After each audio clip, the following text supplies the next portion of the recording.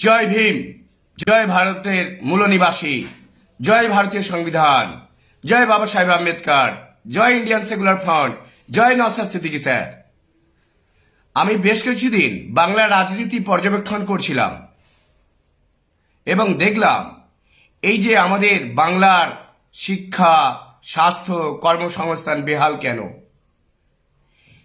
এই যে ফলতাতে 2011 সালে তৃণমূল আসার আগে সেখানে 5 লক্ষ লোক কাজ করত, অর্থাৎ 5 লক্ষ মূলনিবাসী কাজ করত, আদিবাসী, শিডিউল কাস্ট, শিডিউল ট্রাইব, সংখ্যালঘু মুসলিম।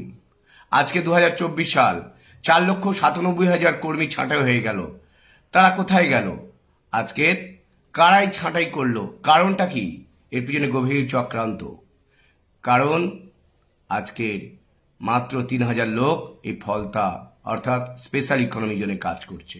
আমরা জানি দেশের সরকার সবসময় কলকারখানা বাড়ায়, নতুন নতুন কলকারখানা তৈরি করে, নতুন নতুন শহর নগর তৈরি হয়, কিন্তু পশ্চিমবঙ্গে তার বিপরীত অবস্থা। কারণ পশ্চিমবঙ্গে যাদের হাতে এই ক্ষমতা, রাজনৈতিক ক্ষমতা ছিল, যাদের কাছে কলকারখানা তৈরি করার দায়িত্ব ছিল, তারা কিন্তু সন্তর্পণে অর্থাৎ গভীর ষড়যন্ত্রে কলকারখানাগুলো ধ্বংস করে দিয়েছে। কারণ এখানকার যে মূল নিবাসী অর্থাৎ আদিবাসী, শিডিউল কাস্ট, শিডিউল ট্রাইব, সংখ্যালঘু মুসলিম যুবকরা, তারা যাতে এই পশ্চিমবঙ্গে কাজ না পায়, তার জন্য কাজের সন্ধানে, পেটের সন্ধানে, জীবন বাঁচানোর সন্ধানে বাইরের রাজ্যে চলে যাক বা বাইরের দেশে গিয়ে কাজ করুক। এটাই দেশের যারা পশ্চিমবঙ্গের রাজনৈতিক ক্ষমতাতে ছিল তারা চেয়েছে। এর পিছনে গভীর ষড়যন্ত্র। কারণ এই যে দেখছেন ডায়মন্ড হারবার কেন্দ্রে অভিষেক ব্যানার্জি দাঁড়িয়েছে, এনার পূর্বপুরুষরা কিন্তু বাঙালি নয়, অর্থাৎ মমতা ব্যানার্জি পূর্বপুরুষরা বাঙালি নয়। 11শো শতাব্দীতে উত্তরপ্রদেশ থেকে এই অভিষেক ব্যানার্জির পূর্বপুরুষরা এসছে এবং আরো 4 জন এসছে, তাদের নাম পরস্পর বলছি। এই অভিষেক ব্যানার্জির পূর্বপুরুষ কখনোই বাঙালি ছিল না, মমতা ব্যানার্জির পূর্বপুরুষ কখনোই বাঙালি ছিল না। এরা 11শো শতাব্দীতে বাংলায় অনুপ্রবেশ করেছে, অর্থাৎ এটা মাইগ্রেন্ট। 11শো শতাব্দীতে বাংলায় অনুপ্রবেশ করেছে। আজকে তাদের হাতে এই বাংলা চলে গেছে।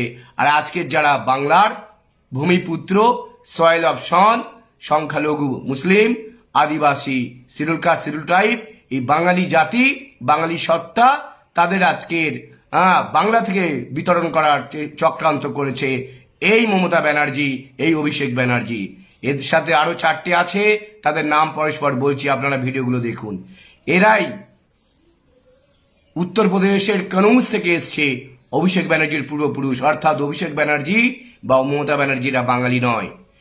যারা একটু ইংরেজি চর্চা করেন বা যারা বাংলা চর্চা করেন, নেট ঘাঁটেন, গুগলে গিয়ে দেখবেন যে এই চ্যাটার্জি, ব্যানার্জি এরা কোথা থেকে এসছে, বাংলাতে কত সালে অনুপ্রবেশ করেছে। এরা বাংলার অনুপ্রবেশকারী। অভিষেক ব্যানার্জি এবং মমতা ব্যানার্জি বাংলার অনুপ্রবেশকারী। আজকের অনুপ্রবেশকারী বাংলার মুখ্যমন্ত্রী হয়ে আছে, আজকের অনুপ্রবেশকারী রাজনৈতিক ক্ষমতা দখল করে নিয়েছে।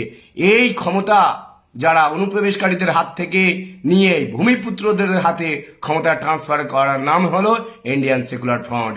অর্থাৎ উত্তরপ্রদেশ থেকে যারা এসছে তাদের হাত থেকে ক্ষমতা কেড়ে নিয়ে, রাজনৈতিকভাবে কেড়ে নিয়ে, আদিবাসী, সংখ্যালঘু, শিডিউল কাস্ট, শিডিউল ট্রাইব, ওবিসিদের হাতে ক্ষমতা ট্রান্সফার করার নাম হলো ইন্ডিয়ান সেকুলার ফ্রন্ট।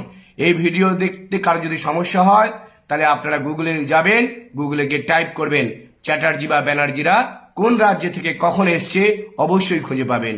ধন্যবাদ। ভালো লাগলে শেয়ার করুন এবং বাংলার রাজনীতির স্বার্থে এটা শেয়ার করুন। ধন্যবাদ।